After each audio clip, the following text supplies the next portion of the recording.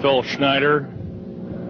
I spent 17 years in black budget programs, government geologist as engineer, structural engineer with aerospace applications, self-taught metallurgist, became kind of famous in my own right. I basically would have a set of notes here, but they're unavailable in all this melee. Up here I have different artifacts explaining some of them are alien metals that have been produced both on this planet and the confines of outer space that are now used in all stealth aircraft. All stealth aircraft, for instance, all black jets, what you're seeing of black helicopters and the like. The skins and the coatings and the residues that are used predominantly in the aircraft themselves, in the airframes and the rotor blades and the fans, and in some cases in submarines, special titanium hulls in the Phoenix class submarines now. All this has come from alien technology. 1947 is what the public has been told. Something crashed in the backyard in New Mexico, a place called Roswell, New Mexico. Unfortunately, that's what the public's been told. The military's known about the alien question for the better part of 70 years, and they first saw their glimpse of what was going on as early as 1909 in the American Southwest. Now, Army cavalry evidently were chasing some bandits, and they entered this cave. They were holed up in a cave, and what they found in there was flying discs and little gray guys and all kinds of weird things, and they didn't know how to explain that, and they wrote them down as best they could, and it's been in secret archives ever since. That's up down by the Truth or Consequences area of New Mexico. Well, the alien thing is more than just what I'd call a non-visible threat. We on the surface, first of all information dealing with alien or alien reproduced technology or alien reproduced vehicles or any other kinds of things well hidden from the American public. Our black budget, for instance, garners $1.023 trillion every 2 years. It's over $500 billion a year. Right now, there are 131 active deep underground military bases in the United States. There's 1,477 of them worldwide. Each one has an average cost of $17 to $19 billion. Each one is built in the site. It used to be it'd take a year to 2 years to build each one, and now they're capable of building a couple of them a year with sophisticated methods. My colleague Al Bielik has actually been on some of the high-speed railways, the magneto-leviton trains that connect all the deep underground military bases within the United States. He's been on a Mach 2 train and floats off of a single rail at 3/4 of an inch off the rail, and is what you'd call high-tech. We have nothing like this on the surface. The public basically has been totally lied to. We're considered stupid or even moronic in some cases. It's got to stop. If we're going to gain our country back, we must, and I repeat, must instill in our public officials, anybody that goes and does public service, they must tell us the truth. And if they cannot do this, then they must be impeached, or they must be removed from office. If this cannot occur, if the truth cannot totally come out, there are reasons for secrecy, for instance, but if the truth cannot totally come out, what's the use in us having anything called freedom? Okay, now I have pictures here that I'm going to show you during the break in artifacts, and I ask you to kind of look at them but not handle them. I have actual crashed retrieval metal from Roswell, New Mexico. It's given to me when I was 14 years old. For instance, I've got other things. I've got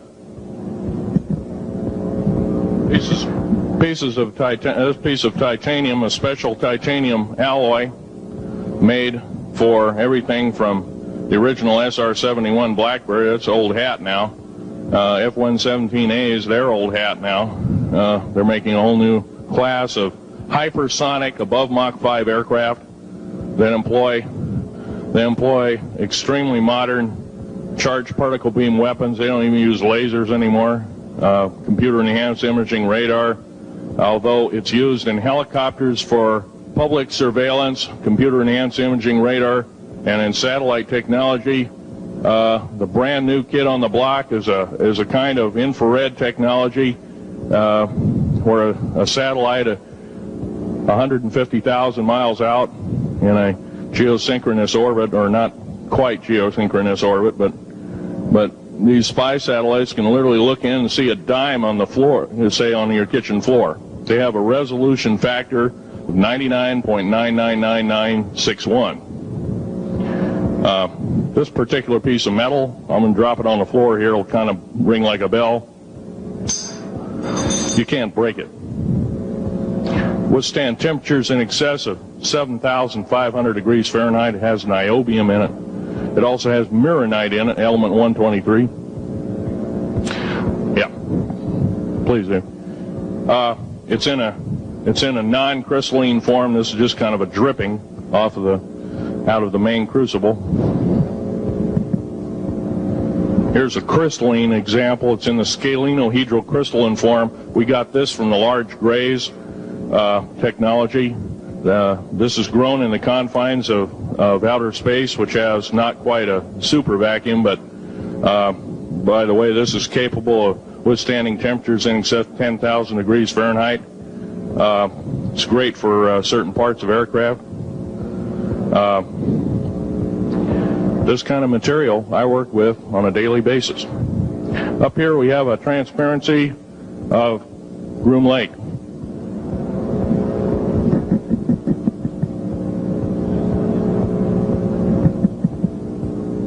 Groom Lake is where the infamous Area 51, S4, S2, a CIA base, it was originally a bombing range, a nuclear test site. It was later become the most secret base in the United States. It employs over 18,000 workers who work in shifts of 12 hours at a whack. Most of them work in the cover of darkness, like us. We built 9 underground military bases there, each with an average capacity capable of basically a city underground, roughly 4¼ cubic miles hollowed out underground. They have boring machines, for instance. They don't bore, they literally vitrify and melt the rock, deflagrate the rock. It's a very sophisticated laser melting and deflagrating system. It reduces the rock to a powder and then melts the remaining rock as a coating on the inside of the base, so you don't have to use gunite cements and other kinds of things like that. That's all old hat now. Technology is just basically the new technology we get is the old hat of the military. I'm going to be real brief about it. I carried a level 1 security clearance, the Rylate 38 factor. There are very few of us. There's nobody except myself, to my knowledge, talking like this. Nobody. I'm breaking the law.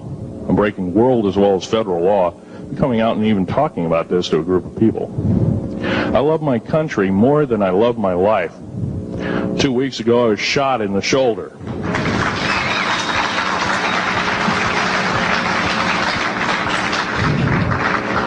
I don't want to gore you women out, but I was shot in the shoulder up here. I recently have become friends of a retired FBI agent who took me under the wing. He says, I've never seen a person braver than you. And I said, well, there's more coming. Our patriot movement in these United States is going to pick up the ball, and we are going to kick the parasites out.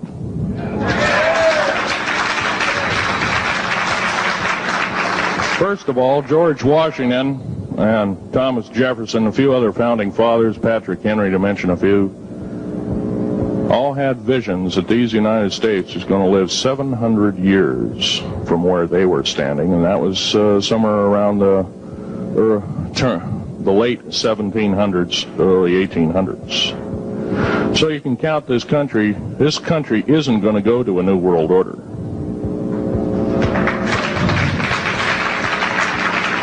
I believe firmly in constitutional law. I'm not very well skilled in it, and that's my embarrassment. But I'm going to be real blunt about it.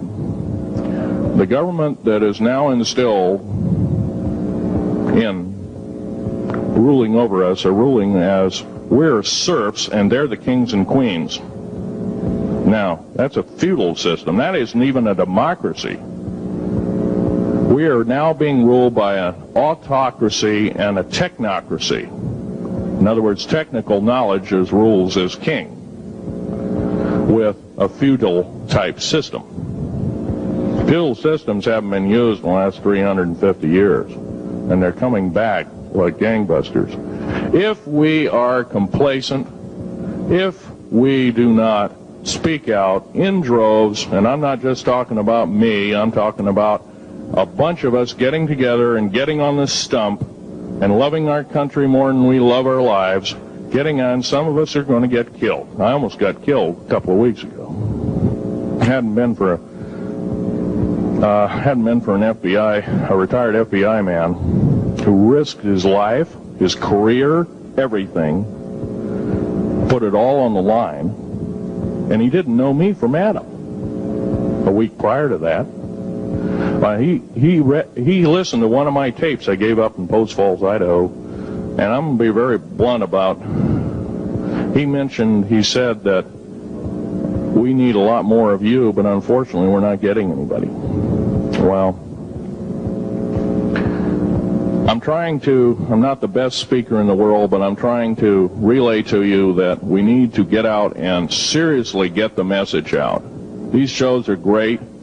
This hall should be absolutely packed, standing room only, and we should be getting the message out to as many people as we can with as many shows as is it possibly to reach. The many is the public. We ought to get on talk shows. We've got to get on news shows and TV shows, and we have to really get the message out. And I think we're doing it, but it's a little bit slow in the first part.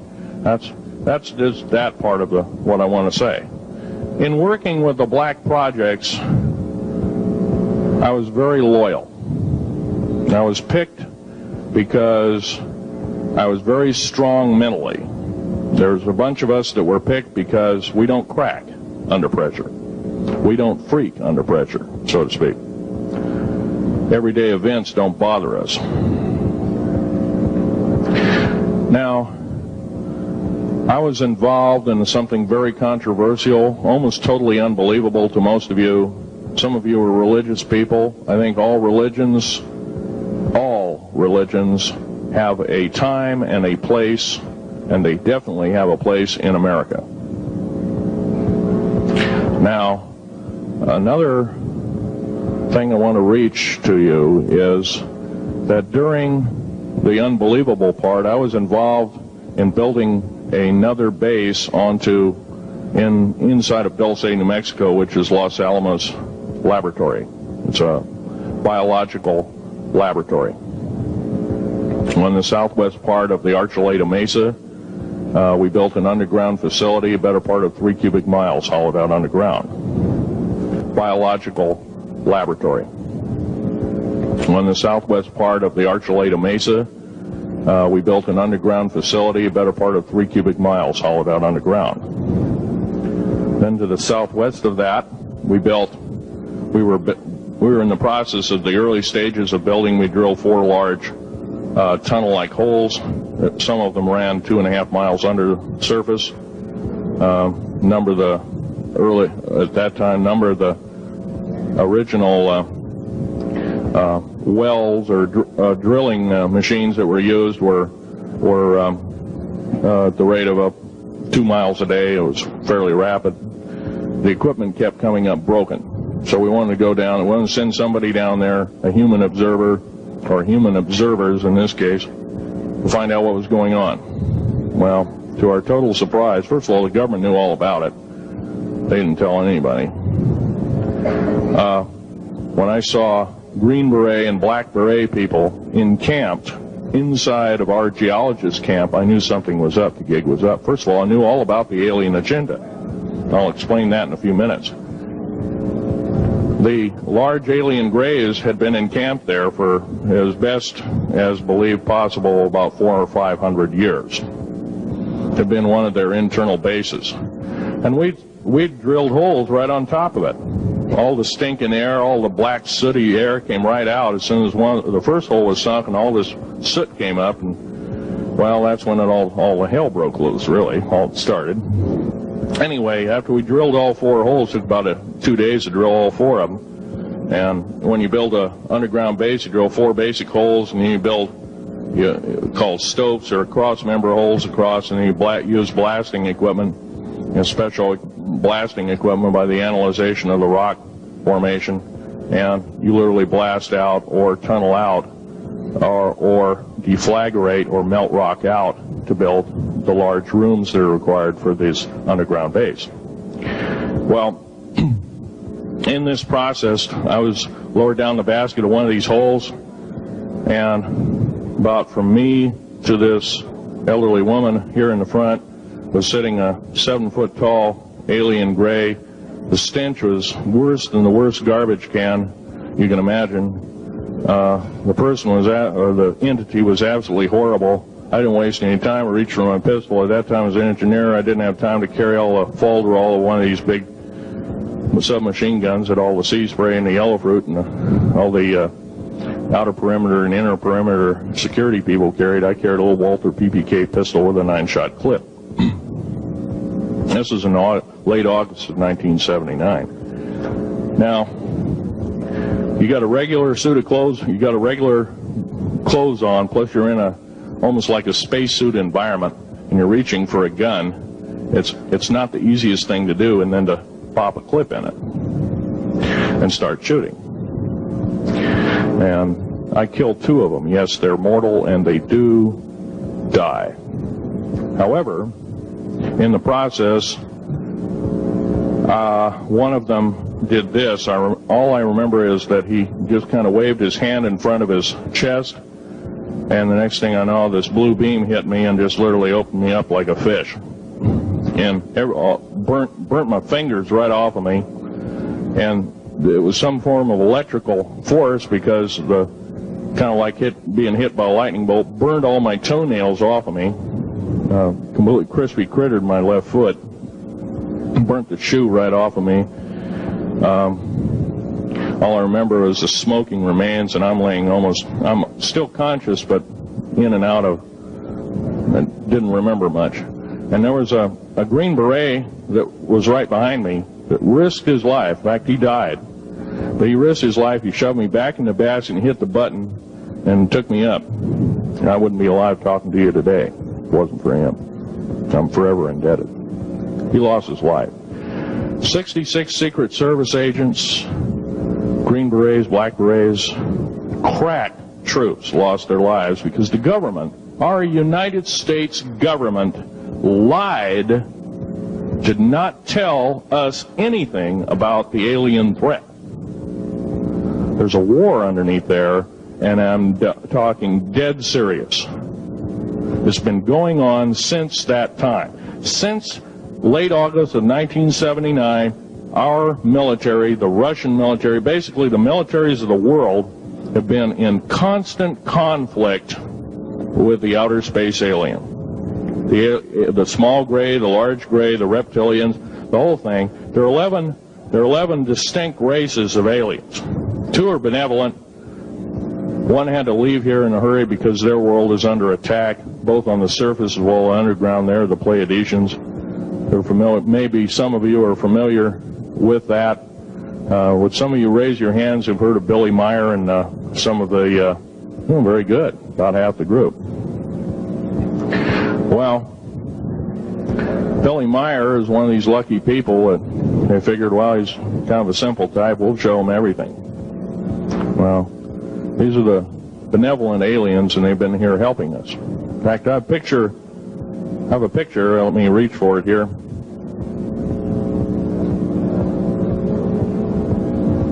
have a picture of one of the aliens been working for the United States Pentagon for the last 58 years. His name is Valiant Thor.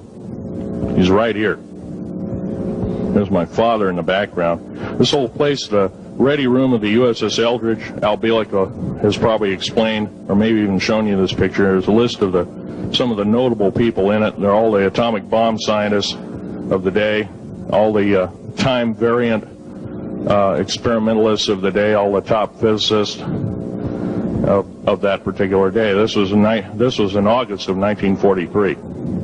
Now this guy has not changed one iota in 58 years. Started work, he came here, crashed here or whatever, whether he's under duress or not. He started work for our U.S. Navy and military operations in 1937, either 37 or 38 is what I've been told. So it's for 58 years, this man's been employed, probably under duress. If you don't do as we say, we're just going to use you for alien bait or something, I don't know. But anyway, he basically hasn't changed. He lives for 490 years, is what he says his lifespan is. Now, he's supposedly a semi-benevolent, he's a human-looking type person. He has 6 fingers and 6 toes, and he's got one oversized heart, one lung, giant lung. His blood vessels are bigger. He's got copper oxide for blood, similar to an octopus. His brain capacity 300 centimeters greater than ours. He has a thinking capacity, IQ, if you were to measure it, be totally off the scale, be about a 1200 IQ. He speaks 100 languages fluently, alien as well as others. He's a remarkable person. I had a chance to meet him one time. Now, by the way, he doesn't shake hands. He was kind of in a spacesuit, because all aliens, regardless benevolent or otherwise, they're carrying germs and diseases and bacterium in and on them that are deadly to us. If I were making policy, I'd quarantine them all, because how do we not know that some of our diseases like AIDS, Ebola, hantavirus, and a few of these other weird designer diseases, as I call them, are not made from the cadavers of some of these aliens as a biological weapon to use against the people of the United States? Well, I'm a tired American speaking out.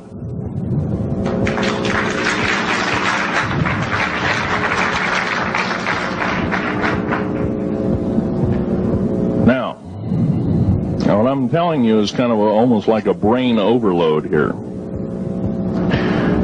Back in 1946, we set off a number, actually 4 atomic bomb tests at Bikini Atoll.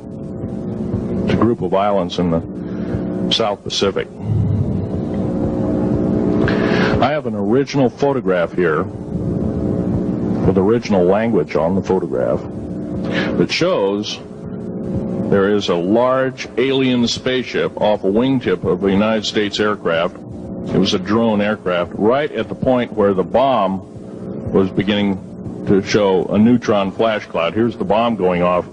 Here's the airplane tip here, and here is the alien spacecraft. Now, in 1947, questions later, please. In 1947, after Roswell debacle, our military got before the U.S. Senate. They were hauled before the U.S. Senate and says, what's going on here? Well, we didn't know anything about discs until this happened. It flopped in our backyard. Total lie. They lied to the U.S. Senate. They should have been prosecuted as traitors. Anybody lying to a United States Senator or House of Representative, any Senator or House of Representative person, President of the United States, Vice President, any cabinet member lying to the American public is a traitor and should be dealt with in an appropriate fashion. This is actual proof, positive, that this occurred in 1946. Now, the U.S. military knew all about flying discs. And flying disc technology is early, thoroughly early, as 1933. Of course, remember the Germans did too, the Nazi Germans, Hitler and all their bunch of people.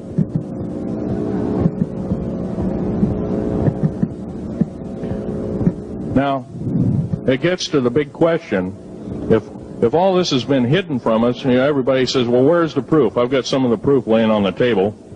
But a lot of you probably are totally skeptical. They say, well, I could be anything.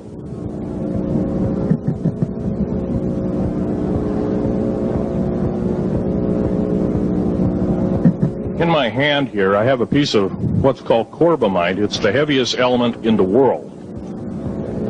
Element 140. This piece of material weighs 15 ounces. It's 3.5 times the weight of uranium. It cannot be made to emit gamma rays. It cannot be isotoped. It is totally stable. It is used in all stealth aircraft and all Phoenix-class submarines. When combined with other alien elements, it is impregnable. It cannot be melted with charged particle beam weapon. When properly combined in secretive compounds, it can withstand temperatures in excess of 10 million degrees Fahrenheit. It is grown by aliens who have given a good... The other side of the alien question is, some of these aliens have broken off from their mainstream and said, we're not getting a fair shake, and so this is what happens. And I'm talking about the alien grays. Some of them broken away. They're talk about not being popular. This particular piece of metal is an amazing piece of technology. It's capable of being grown in 15 different crystal systems. Now, I'm a geologist, and I, prior to 15 or 20 years ago, knew of only 6 crystal systems.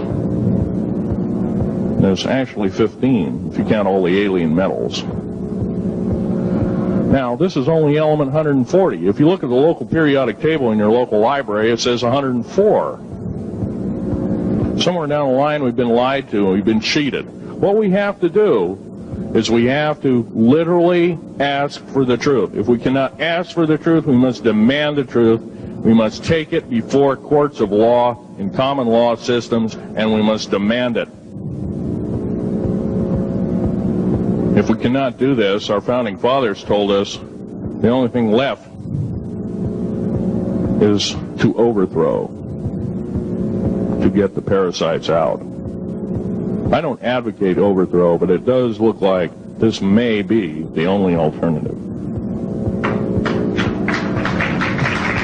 Now, I'm going to casually mention to you something that's very scary indeed, and tell you what the alien agenda is. And it's going to sound very familiar. The alien agenda is the complete takeover of this planet, the killing off of 5/6 to 7/8 of the world's population by the year 2029. The U.S. military has known about this for 45 years. They've told no one. As far as I know, I'm the only person standing before a crowd talking about the alien agenda secretively. Okay. Back in 1954, I'll give you a quick overview. There was the created 1954 treaty where Eisenhower signed a pact with the known alien species of the time. There were 3 at the time. And said that we're going to deal in high technology, but you can take a few head of cattle and a few human beings and you can experiment on them. It's unthinkable. It's stuff straight out of the Nazi death camps, and I'm kidding you not, it's plain BS, and it's got to stop. Now, the created 1954 treaty would have been violated. Now, the created 1954 treaty would have been violated. After the great firefight, the alien-human war, I am the only living survivor talking about it worldwide at all. Only one. The other two are in nursing homes in Canada, and the Canadian government refuses to allow any U.S. people, including myself, to talk to them because they are afraid of kidnapping. Probably the reason I got shot to pieces and 11 attempts on my life is I am a direct threat to the entire system. The New World Order, the alien agenda is one and the same. It's world takeover and the decimation of the population of this planet. Now, I'm going to tell you something a little bit different about the alien species. The bad news ones, there are 9 races of alien populations. To look at a human being as a bag of food. They're not cannibals. They don't eat the flesh and the bones and all that kind of stuff. They use the glandular secretions of animals and human beings as a mixture of the vitamins for their food. They get high off of our adrenal gland substances called adrenochrome. It's something like cocaine to them. Now, what can we do about it?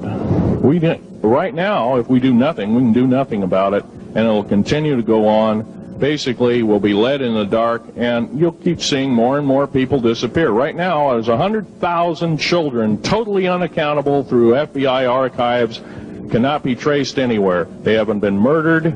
Nobody's ever seen them. I think they're hauled underneath in some of these bases, and they are summarily done away with, and they are literally eaten. Now, that is a scary thing indeed.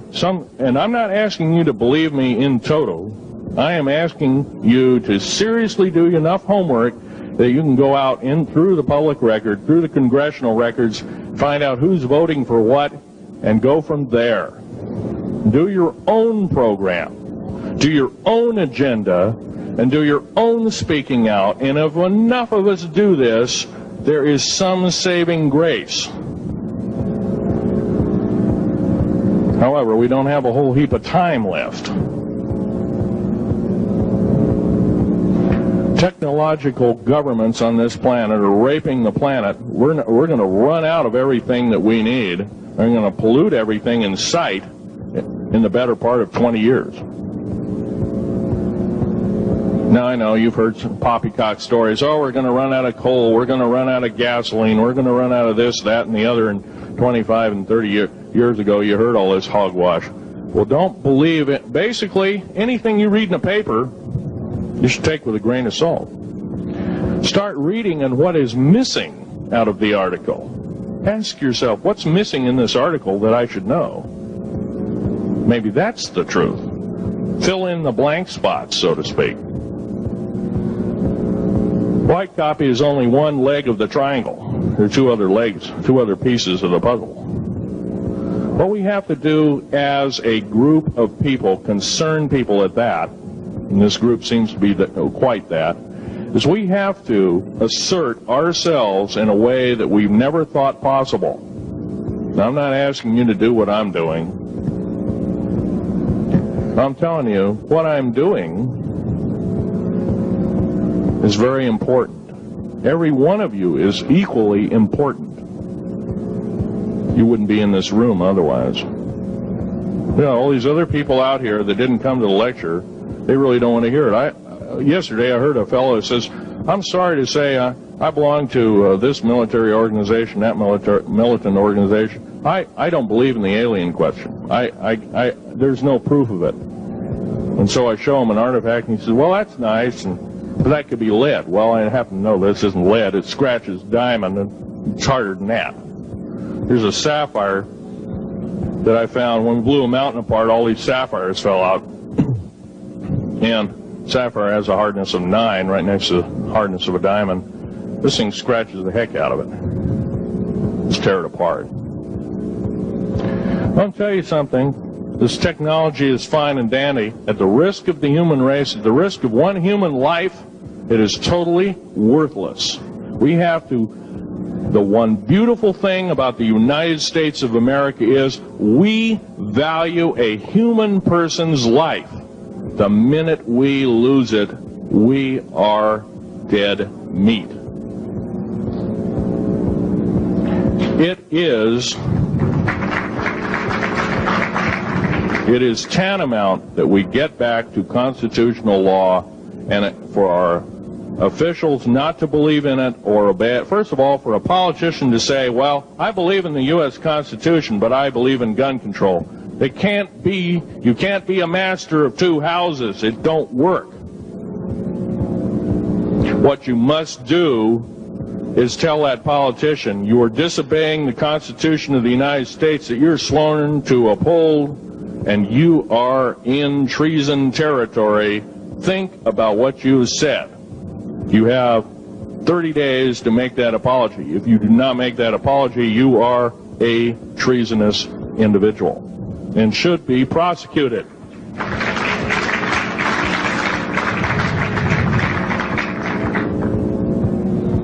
Now, there's a few other things I want to run by you, and they're kind of in rapid-fire order. Area 51 is only one base, one of the 131 bases. Of these 131 bases, I call Area 51 a mega base. It's got more than one base in it. It's Tonopah Test Range, Area 51, S2, S4, Groom Lake, and a host of others. Now, these mega bases are gobbling up our gross national product. Right now we're spending 28% of the gross national product on building underground bases solely. That doesn't count for the defense budget. That doesn't count for the spare parts budget. Doesn't count for any of that at all.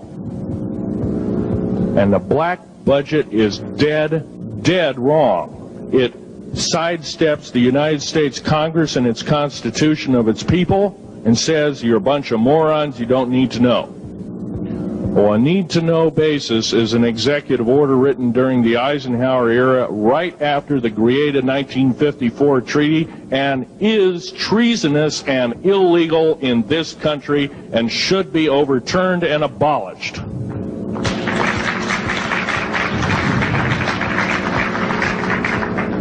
Now, I believe in military preparedness. I believe in military secrecy to some extent. Because there's always going to be spies out there, and there are always going to be people that want your hunk of territory, your house, or your ground, maybe even a country like that. Most of us remember what this crazy person in Russia, Zhirinovsky, had to say. We want Alaska back. Well, baby, you're not going to get Alaska back without a horrendous fight. Alaska is my land. I was born here in these United States.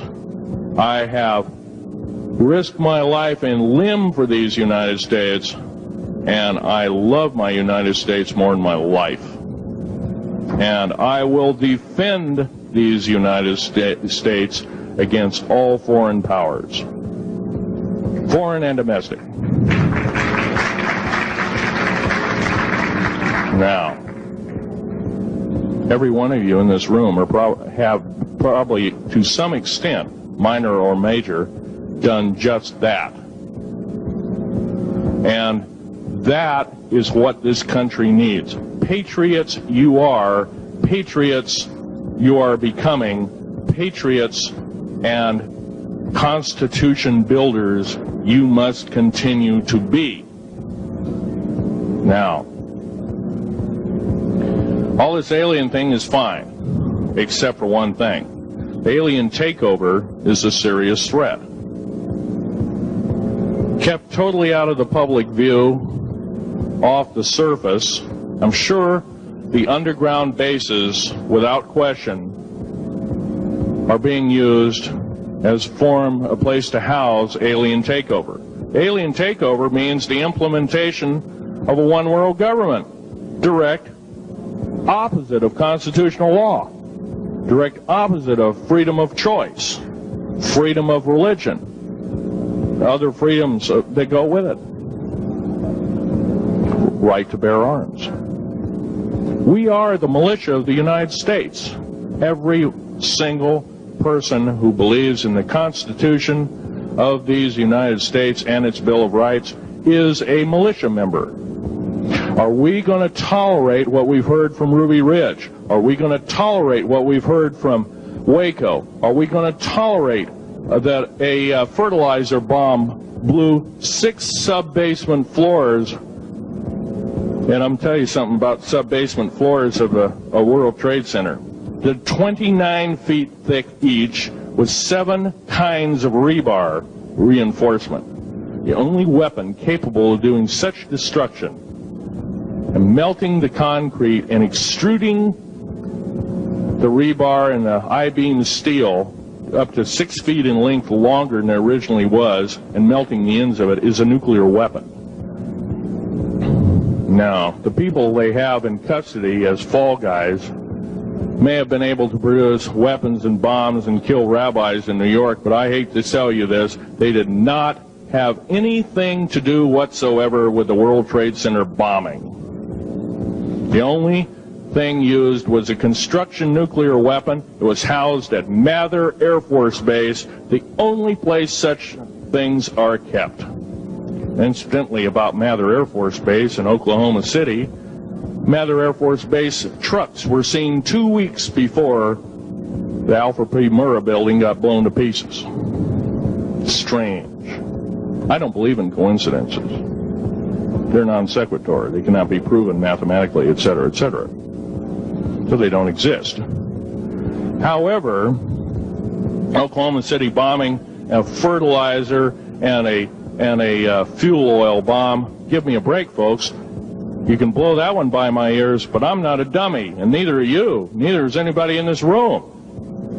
We've been lied to, and the lies have got to stop, and they must stop immediately. If our public officials cannot tell us the truth, then they cease to be public officials, and they are automatically guilty of treasonous acts and should be tried and convicted, and if necessary, in jail, whether it be house arrest or otherwise, before they can do any more damage.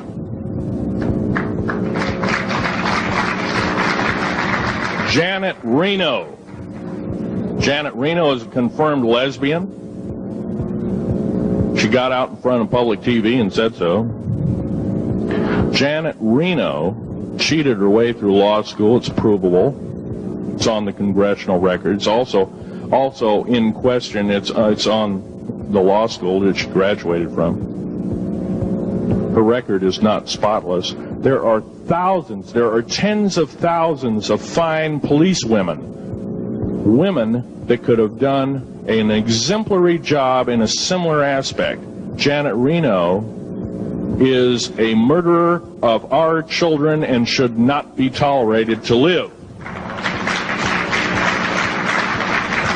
Those that murder children, those that abuse children, those that sexually abused children should not suffer to live. The CS gas that was poured in onto the Waco complex of Mr. Koresh, CS, by the way, stands for cesium. Cesium is an atomic element. It's an isotope. It's a radioactive compound. It is deadly to people under the age of 10. Take one breath and their lungs are singed and they die in 72 hours or less. They poured that gas continuously for 48 hours on that compound.